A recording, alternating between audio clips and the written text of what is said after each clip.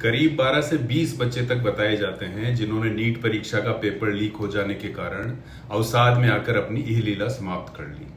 अब दिल्ली पुलिस ने ऑपरेशन सफेद चादर चलाते हुए इसी पेपर लीक की जवाबदेही मांग रहे एक इनोवेटर, रचनाकार, शिक्षाविद, देशभक्त, सही मायने में देशभक्त, संसद में अगले सत्र में वंदे मातरम के नारे लगाने जा रहे सफेद पोश नेताओं और ट्विटर पे सच्चा राष्ट्रवादी लिखकर शब्दों की हिंसा करने वालों से ज्यादा श्रेष्ठ देशभक्त, ऐसे सोनम वांगचुक को चादरों की ओट में छिपते छिपाते अनशन स्थल से उठा लिया गया।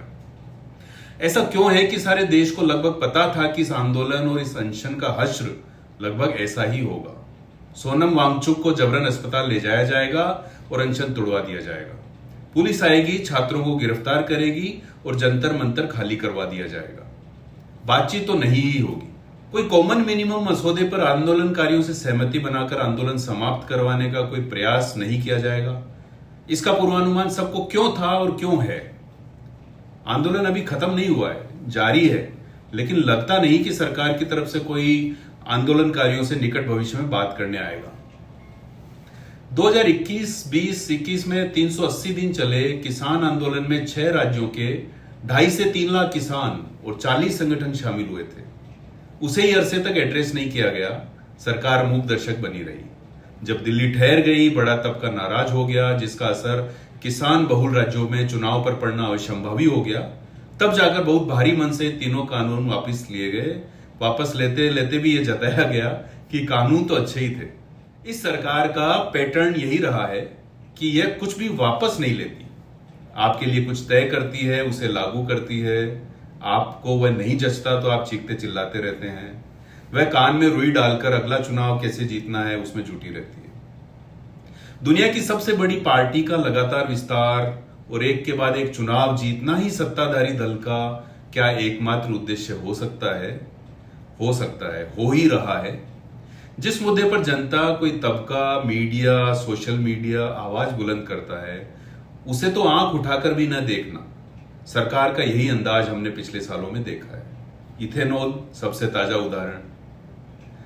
पेपर लीक के खिलाफ सोशल मीडिया पर अस्तित्व में आई कॉकरोच जनता पार्टी के 2 करोड़ फॉलोअर हुए तो एक बार सरकार की नींद जरूर उड़ी थी। नेपाल, बांग्लादेश की आशंकाएं तक कुछ नेताओं ने जता दी थी। कहा गया कि साजिशें हो रही है। फिर अंबेडकर की तस्वीर लेकर एयरपोर्ट पर उतरे, खुद को दलित बताकर जाति कार्ड खेलते अभिजीत दिपके का करिश्मा काफी सिकुड़ गया तो सरकार को लगा कि इस आंदोलन को होने देने में कोई हर्ज नहीं है। जंतर मंतर पर लोग भी कम ही उमड़े। दिपके का आंदोलन से ब्रेक लेकर कहीं घर में जाकर ठहरना जैसी चीजें हुई। औसत क्षमताओं वाले इस लीडर के कारण इधर उधर भटक रहे, कमजोर हो रहे आंदोलन को पहाड़ से मजबूत सोनम वांगचुक का जब आधार मिला तो फिर आंदोलन वापस से जोर पकड़ने लगा। 20 जुलाई को कॉकरोच जनता पार्टी ने संसद के घेराव का ऐलान कर दिया है। अब सरकार को तय करना था कि इस आंदोलन को कैसे डील करें, क्योंकि बात थोड़ी आगे बढ़ गई। सारे राजनीतिक दलों को भी जैसे पता चल गया हो कि शनिवार को कुछ बड़ा होने वाला है, तो सब जाकर सोनम वांगचुक के मंच पर हाजिरी देने लगे। तो यह अवश्यंभावी था कि सरकार बहुत ही तरीके से इस आंदोलन का पटाक्षेप करे और अगर वह फिलहाल न हो रहा हो तो कम से कम सोनम वांगचुक का अनशन खत्म करवाए। लेकिन सवाल यह है कि ऐसा क्यों है कि आजकल सत्ता सवाल पूछने वाले, मुद्दों पर खड़े होने वाले, असहमति जताने वालों से बात नहीं करती। किसानों को खालिस्तानी, वांगचुक को चीनी एजेंट बता देना, दिपके को आम आदमी पार्टी का आदमी बता देना, ऐसा नैरेटिव स्थापित कर अपने फॉलोअर्स को भ्रमित करते रहना, लेकिन वहां जाकर मौके पर सहानुभूति पूर्वक मांगों पर बात नहीं करना। कॉकरोच पार्टी से बात करें तो हो सकता है कि नीट पेपर लीक के बाद जिन परिवारों के बच्चे छिन गए उन्हें सहायता राशि दिए जाने, भविष्य में पेपर लीक न हो इसके लिए सशक्त व्यवस्था करने सहित कुछ मुद्दों पर आंदोलन खत्म ही हो जाए।